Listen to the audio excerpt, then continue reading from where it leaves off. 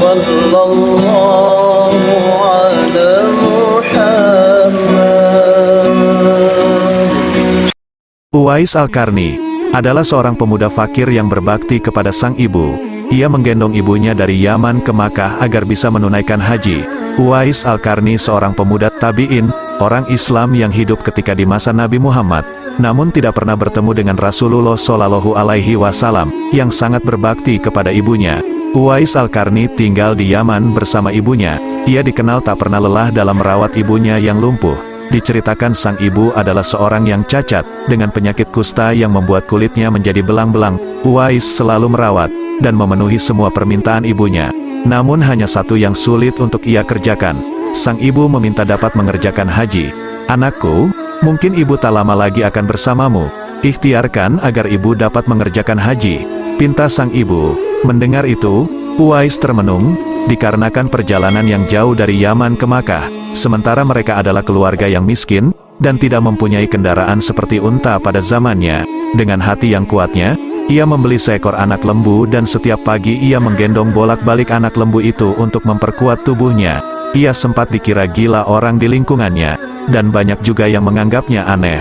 Setelah 8 bulan berlalu, dan musim haji datang, ia memenuhi permintaan sang ibu dengan menggendongnya berjalan kaki dari Yaman ke Makkah untuk menunaikan ibadah haji. Walaupun sangat sulit bagi Uwais Al-Qarni, baginya keutamaan dirinya adalah merawat dan mengabulkan semua permintaan ibunya. Ketegarannya tersebut menjadi kisah mulia bagi anak dan ibu semasa zaman Rasulullah Shallallahu Alaihi Wasallam.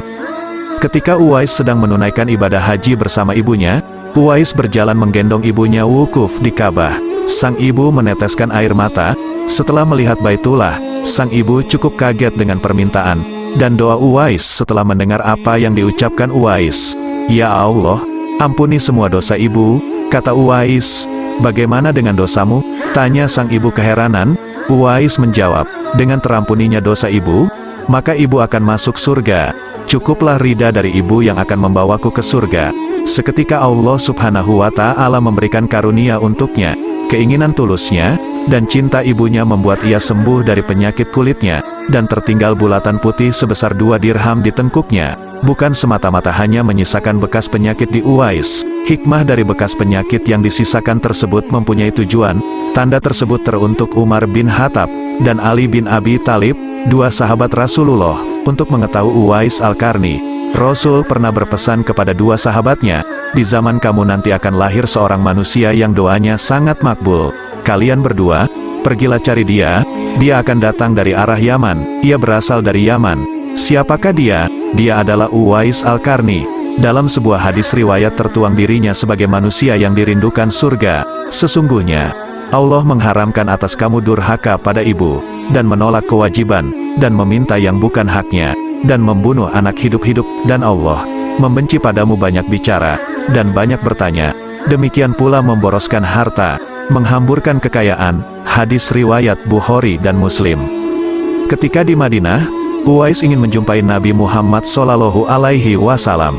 Setelah itu ia menemukan rumah Nabi. Namun ia tidak berjumpa dengan Nabi karena sedang bertempur, dan bertemu Siti Aisyah radhiyallahu anha istri Nabi. Kecewa karena tidak berjumpa, namun ia teringat oleh ibunya yang sakit di rumah.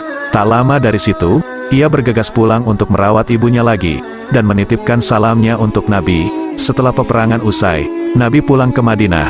Sesampainya di rumah, ia menanyakan kepada Aisyah, siapa yang mencarinya. Aisyah menjelaskan ia adalah Uwais, dan sudah pulang ke Yaman untuk merawat ibunya yang sakit-sakitan. Lalu, Nabi pun menerangkan tentang Uwais Al-Qarni kepada sahabatnya. "Kalau kalian ingin berjumpa dengan dia, perhatikanlah ia mempunyai tanda putih di tengkuknya." Sesudah itu Nabi memandang kepada Ali bin Abi Thalib dan Umar bin Khattab seraya berkata, "Suatu ketika apabila kalian bertemu dengan dia, mintalah doa dan istighfarnya. Dia adalah penghuni langit, bukan orang bumi." Tak lama Nabi meninggal. 2 sahabat Nabi segera menjumpai Uwais di Yaman, dan meminta ampun terhadap dosa-dosanya.